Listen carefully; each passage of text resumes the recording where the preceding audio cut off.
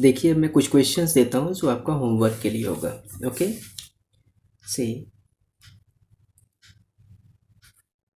ये होमवर्क के लिए है।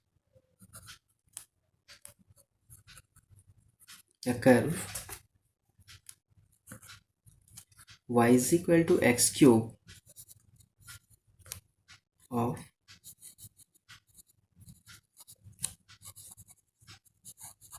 sufficient length and linear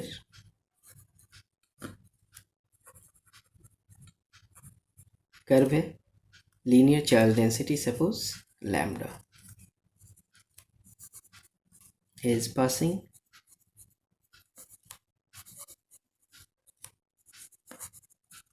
through a sphere x square plus y square plus z square is equal to r square। ठीक है, find first part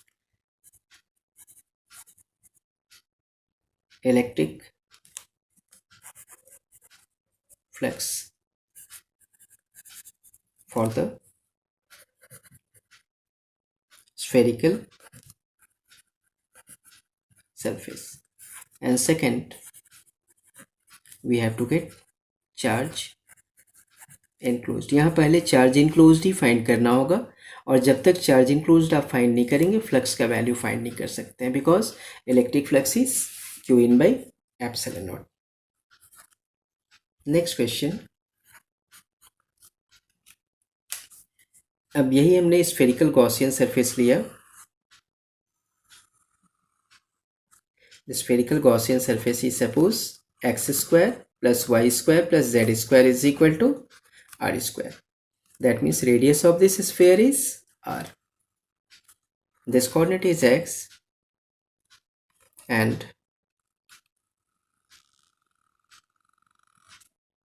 this coordinate is y and this coordinate is z. अब यहाँ से एक curve pass कर रहे हैं। It is a curve.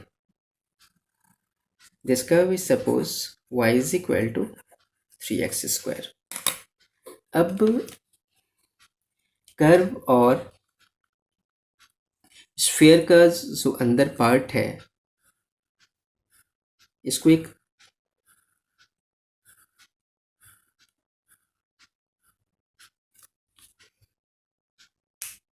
it is a thin sheet of uniform charge density sigma. So sigma is what we have, it is surface sheet है तो surface charge ही होगा, it is surface charge density. Okay, you have to find charge enclosed within the sphere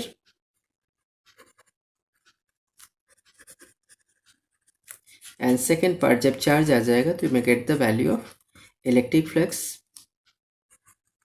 for the sphere। तब आप sphere के लिए electric flux का भी value find कर सकते हैं। Okay,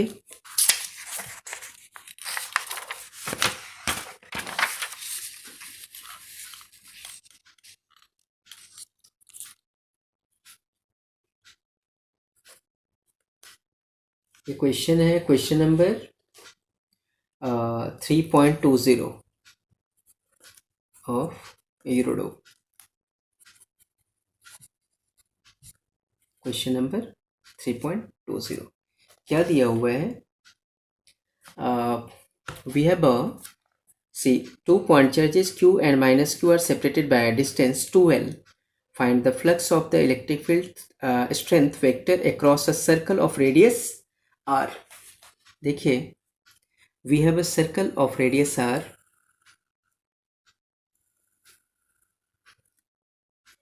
This one is a circle of radius r. Okay, और 2 point charges इस तरीके से दिए हुए हैं। One charge we have plus q and the other we have minus q. तो we have to get electric flux for the circle के लिए फ्लक्स फाइंड करना है। तो देखिए, this one is positive charge, this length we have given 12, so this half length is L and this other half is also L. So we consider the ring of radius R. Okay, इसका left side हमने charge लिया, it is plus Q, it is at a distance. तो मैंने आपको बताया था number of lines of force passing through the close surface, इस तरीके से लाइन्स क्रॉस कर रहे हैं। और इसके लिए मैंने एक रिजल्ट बताया था, आपको याद होगा कि एक रिंग या डिस्क का सेंटर से h हाइट पे we have a charge q, तो find the value of flux. तो what is the flux here, it is φ1, ये बताया था मैंने, q/2 epsilon naught, suppose this angle is alpha, तो 1 माइनस कॉस अल्फा, है ना। तो the result we have φ1 is equal to q/2 epsilon not 1 minus cos alpha is base by hypotenuse. So this result we have L square plus R square. Base is L by root L square plus R square. Okay.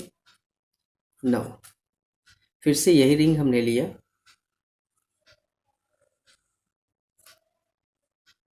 of radius R. Now we have a negative charge here. It is minus Q. Okay. This angle is beta. So for this part, flux will be equal to,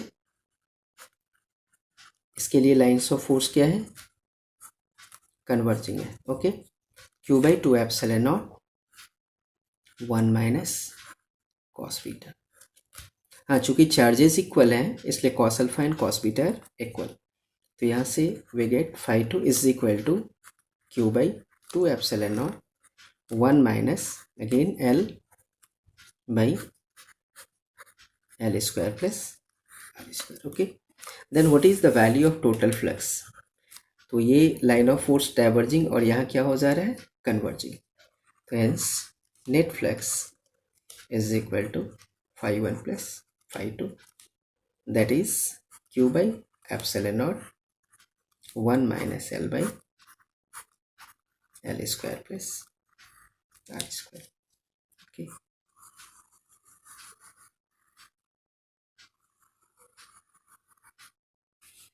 ठीक है।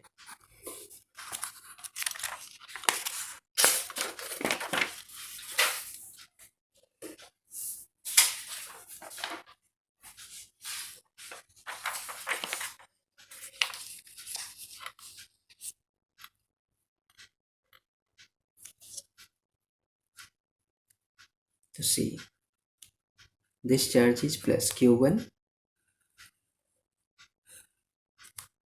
and this charge is minus q2. Suppose this one is the line of force. Okay,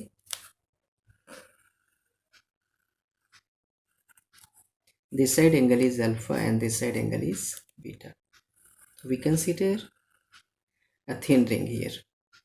तो इस वाले part के लिए देखें, जितने lines यहाँ से डाइवर्ज होंगे वहीं पे यहाँ पे कन्वर्ज हो रहे हैं। सिर्फ इस पार्ट को अगर हम चेक करते हैं तो यहाँ देखें, for left side we have q1/2 epsilon not 1 minus cos alpha, that is equal to, अब राइट साइड को देखें, it is q2/2 epsilon not 1 minus cos beta. Solving we get q1/q2, यहाँ मोड ऑफ चार्ज है, that is equal to 1 minus cos beta by 1 minus cos alpha, and that is also the ratio of number of lines of force. ये मैंने आपको properties of lines of force में बताया था, और बताया था जब गॉस थ्योरम करेंगे तो उस टाइम जो है इसको हम डिस्कस कर लेंगे। ठीक है, तो चार्ज का मैग्नीट्यूड जहाँ ज़्यादा होगा वहाँ number of lines of force भी ज़्यादा होंगे। ठीक है, तो से if mod q1 is greater than mod q2, it implies that n1 is greater than n2, and what about beta, जहाँ number of lines of force ज़्यादा होंगे वहाँ एंगल कम होगा, and alpha is less than beta. Okay,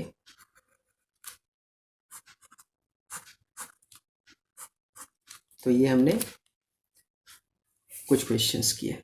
okay, मैंने यूरोडोप से आपको questions बता दिए हैं कौन कौन से करने हैं।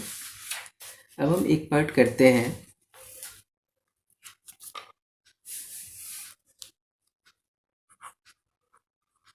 that is force experienced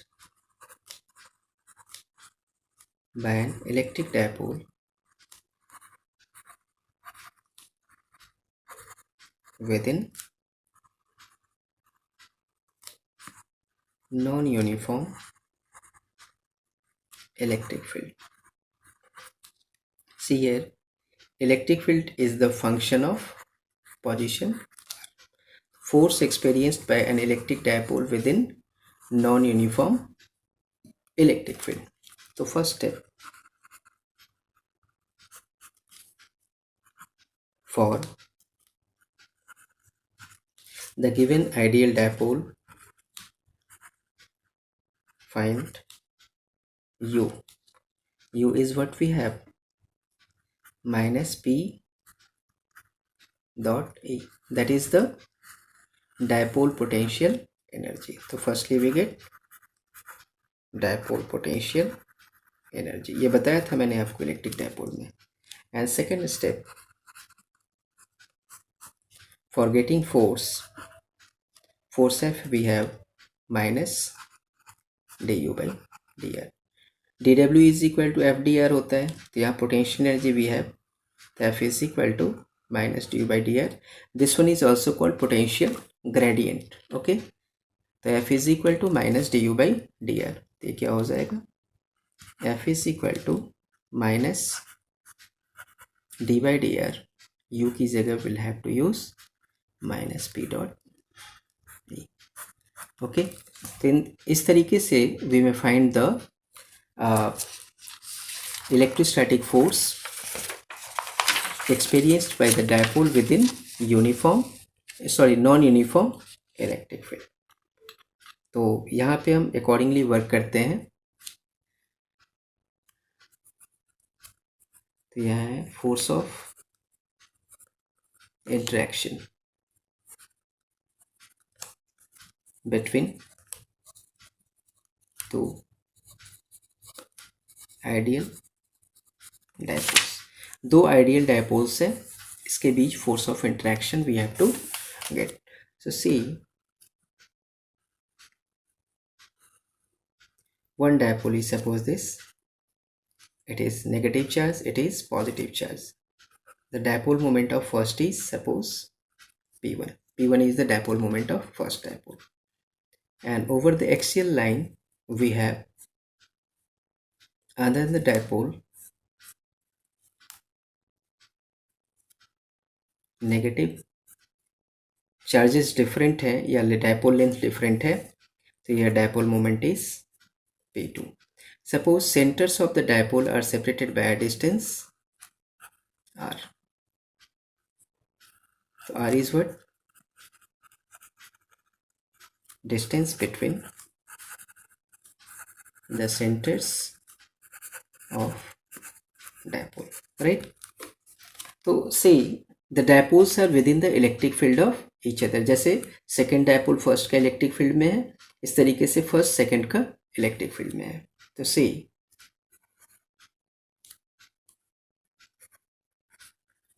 dipoles are within the electric field of each other. okay, तो suppose second dipole is within the electric field of first, तो इसके लिए अगर हम यहाँ इलेक्ट्रिक फील्ड देखें तो इलेक्ट्रिक फील्ड का डायरेक्शन इज दिस, P2 इस डायरेक्शन में है, it is the direction of P2, and electric field हमारा इस डायरेक्शन में है, इट इज E1, लाइक। तो लाइक सेकेंड डायपोल किसी को भी ले सकते थे आप, फर्स्ट को भी ले सकते थे, सेकंड को भी ले सकते थे, is with in the electric field of first dipole, right. Hence dipole potential energy, dipole potential energy U, that is minus P2 E1. Angle between P2 and E1, these are opposite to each other, that is cos of 180 degree. So we get the result U is equal to P2 E1. And see, E1 is, this dipole is on the axial line of the first dipole. So E1 we have what? It is 2 kp1 divided by R cube. Ideal dipole का axial line पे electric field का ये formula होता है, it is the value of electric field. Cos 180 is -1, तो -1 ये plus हो गया। तो हमारे पास रिजल्ट किसका आ गया? पोटेंशियल एनर्जी का। Now we come to the second step. Hence the value of force is minus see, it is the function of what? R, तो minus D U by D R, तो minus D by D R, it is 2k p1 p2 divided by r cube। Okay, constants को हमने बाहर ले लिया, it is 2k p1 p2 negative, okay, D by D R -3। इसको simplify करते हैं, तो f is equal to what we have, -2k p1 p2, this result is -3 r to the power -3 -1, and xn -1 होता है। The force of interaction between these two dipoles is 6k p1 p2 divided by r4। जब ideal dipoles एक दूसरे के axial point पे हो तो force of interaction is what? 6k p1 p2 by r4। Similarly,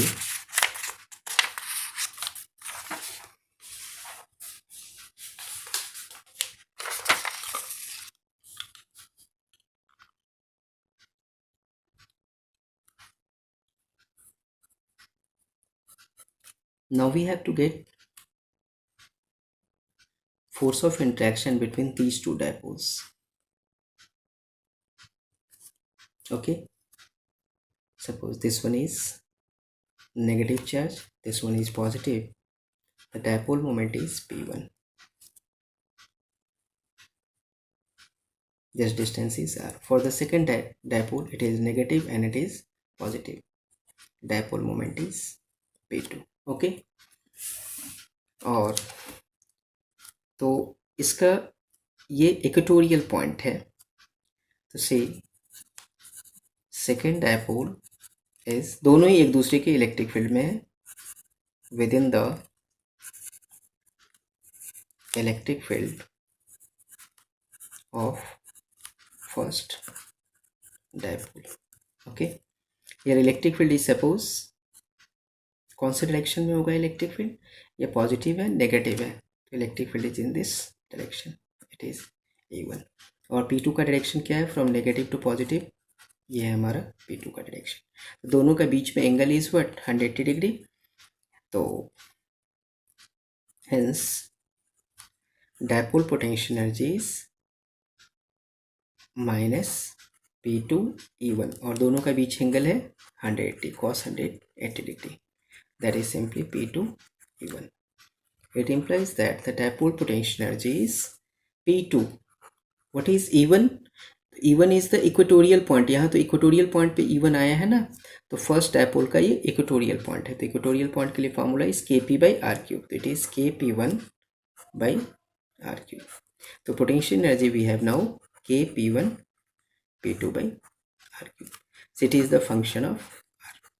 तो सी फील्ड इज वेरिएबल ना, ये फील्ड हमारा क्या है? KP by R cube, it is variable, तो ये डायपोल को हमने वेरिएबल फील्ड में रखा है। Okay, now what is the value of force? Hence force is equal to we have minus D U by, तो minus D by D R के P1 P2 by R cube. Okay, इसको simplify किया हमने, तो we get the result 3 k P1 P2 by R4। तो हेंस force we have 3 k P1 P2 divided by 4. Okay, it is the force experienced by the second dipole within the electric field of the first dipole। ये force of interaction है, दोनों पे forces equal and opposite होंगे। अभी एक homework के लिए question है, इसका कॉन्सेप्ट मैं नेक्स्ट क्लास में बताऊंगा। We have a line here, it is a line, और इसका सामने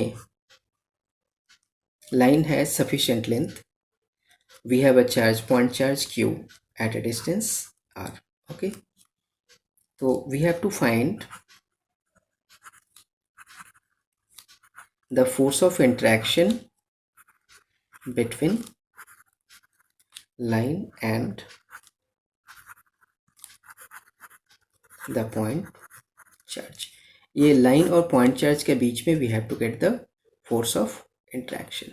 ओके, तो आज के लिए इतना ही, नेक्स्ट क्लास में डिस्कस करते हैं, एक और दो क्वेश्चन डिस्कस करेंगे, then we will starting electrostatics 2, तो वहाँ हम डिस्कस करेंगे electric potential and so on. Okay, thank you.